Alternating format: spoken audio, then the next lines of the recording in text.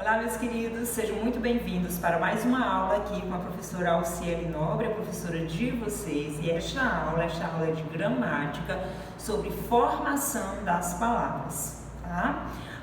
Se você não assistiu a nossa última aula aqui, postada no canal sobre estrutura das palavras, vale muito a pena, porque é uma sequência. Vou deixar um card aqui, você aciona lá. Tem a aula sobre estrutura das palavras, que aí você compreende muito bem sobre todos os elementos mórficos que constituem as palavras, tudo bem? Mas fiquem ligados aqui nesta aula que nós vamos aprender sobre todos os processos, Sobre todo o processo de formação das palavras. É muito legal isso, porque essa parte aqui ela é introdutória, a parte de morfologia. Nós ainda vamos estudar as 10 palavras que compõem aí a nossa língua, que são as palavras morfológicas aí, são as 10 palavras da língua portuguesa. Mas antes disso, é muito interessante saber como essas palavras se estruturam, como elas são formadas. Então fiquem bem ligados aqui. Eu vou iniciar essa aula fazendo uma ilustração com a palavra banana, tá? A palavra banana. Da palavra banana eu posso ter a palavra bananal, eu posso ter a palavra bananeira, não é verdade? Então eu tenho palavras derivadas da palavra primitiva banana. Então o que é que eu vou entender? Existem palavras na língua portuguesa que são primitivas e existem palavras na língua portuguesa que são o quê? Derivadas. Mas ainda vou utilizar o exemplo da palavra banana e trazer uma outra situação. Eu tenho banana, que é um nome simples, um substantivo simples, mas eu também tenho banana maçã, Banana maçã, que como vocês veem aí, são duas palavras constituídas por dois radicais, que elas juntas formam um substantivo composto. Então eu tenho aí um processo de composição. Pronto, com essa ilustração, o que é que eu quis aqui inicialmente apresentar para vocês? Que na língua portuguesa, os principais processos de formação, vou citar inicialmente 2, depois eu explico os demais, mas o principal processo de formação aqui das palavras se dá em razão da derivação e da composição. Palavras são derivadas, palavras são compostas. Combinado? Aqui? Tá dando para entender? Tranquilos? Então vejam só. No processo de derivação das palavras, nós temos 6 formas de fazer a derivação de uma palavra. Primeiro, uma palavra ela pode ser derivada por um processo prefixal. Prefixal me lembra prefixo, então há um prefixo nessa palavra. Exemplo, infeliz. Infeliz, o radical aí feliz, a palavra feliz aí, que não muda. In é o prefixo que alterou o significado da palavra feliz, então eu tenho uma derivação prefixal. Mas existe também a palavra felizmente, o advérbio felizmente, e essa derivação aí, ela já não é uma derivação prefixal. Nós temos aí neste caso uma derivação sufixal. Na derivação sufixal, o que eu tenho nesse processo é o quê? Um sufixo. Então, primeiramente, prefixal infeliz, sufixal felizmente. Também existe na derivação a derivação prefixal e sufixal. Exemplo, vou pegar aqui, já vou aproveitar estes aqui. Infelizmente.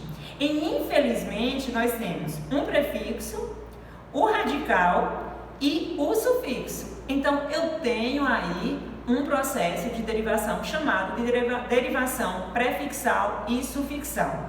Agora preste bem atenção. Existe também a parassíntese ou a derivação parassintética. Na derivação parassintética nós temos os dois afixos. Nós temos um prefixo e nós temos um sufixo, mas existe uma diferença com relação a prefixal e sufixal. Qual é? A diferença é a seguinte, pessoal.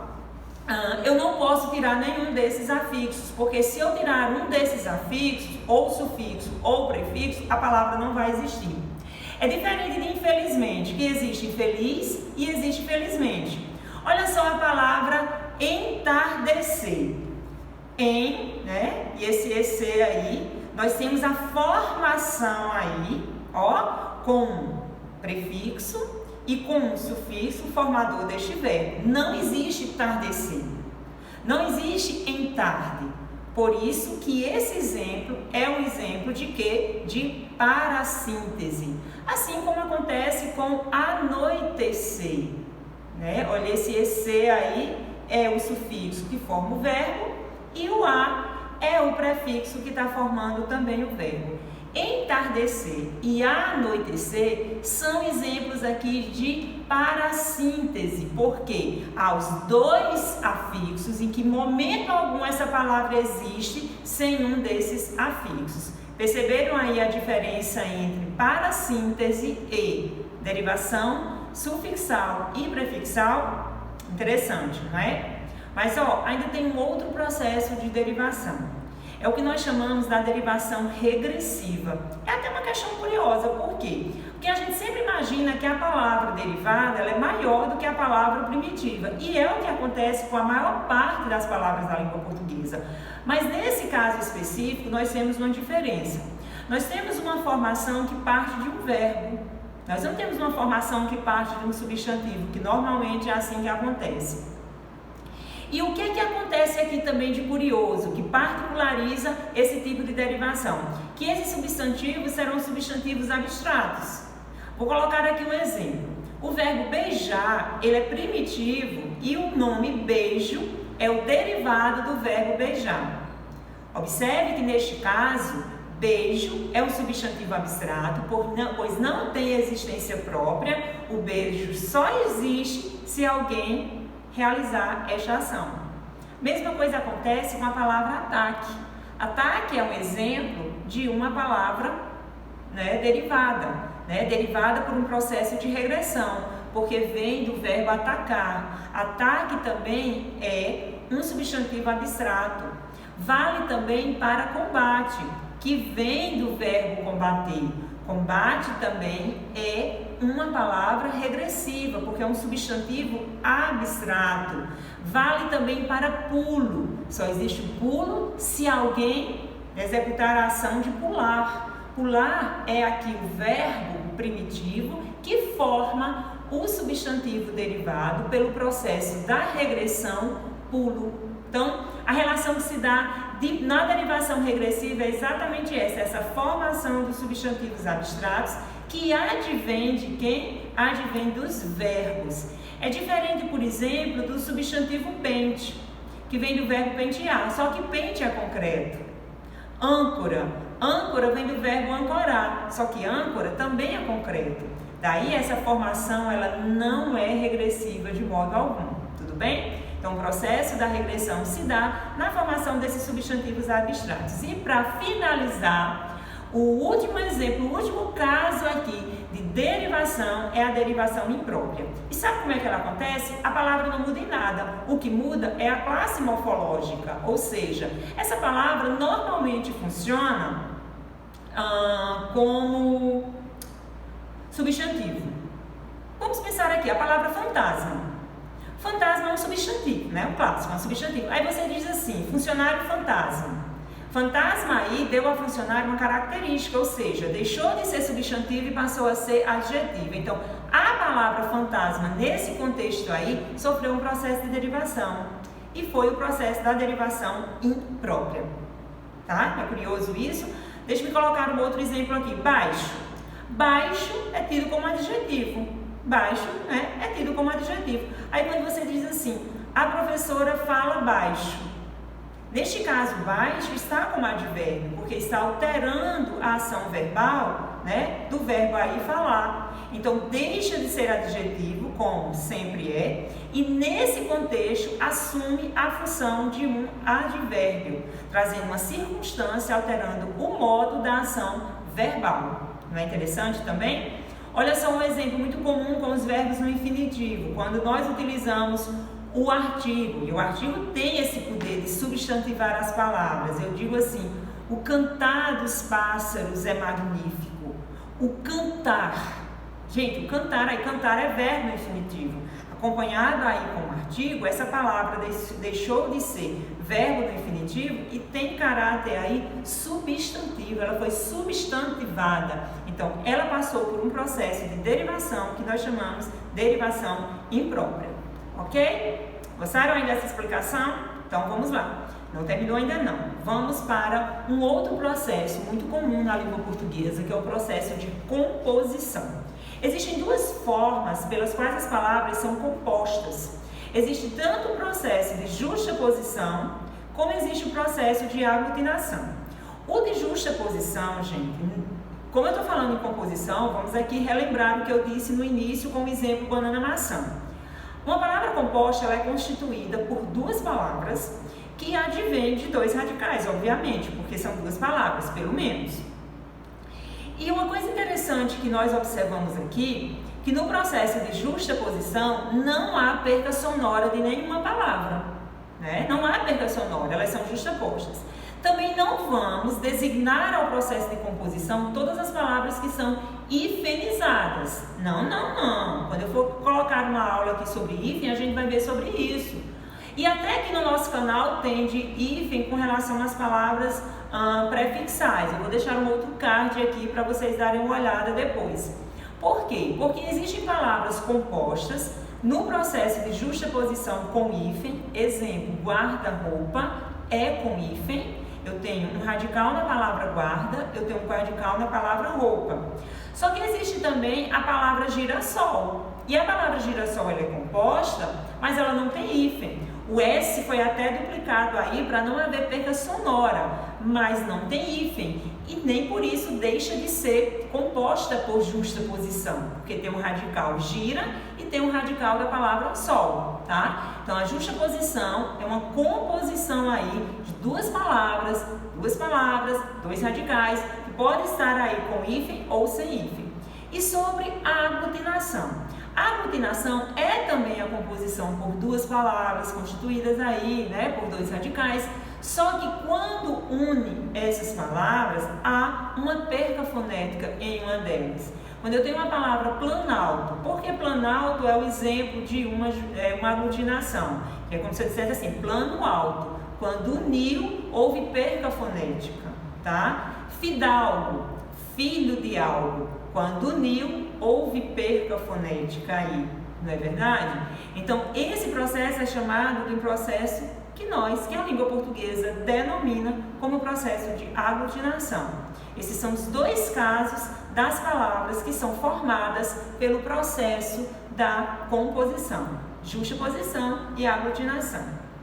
Mas, gente, eu disse lá no início que esses são os dois principais processos de formação, mas não são os únicos. Existe o hibridismo. E o hibridismo é exatamente quando nós temos mistura aí de dois radicais advindos de idiomas distintos, normalmente latim e grego, né? Eu tenho aí monocultura.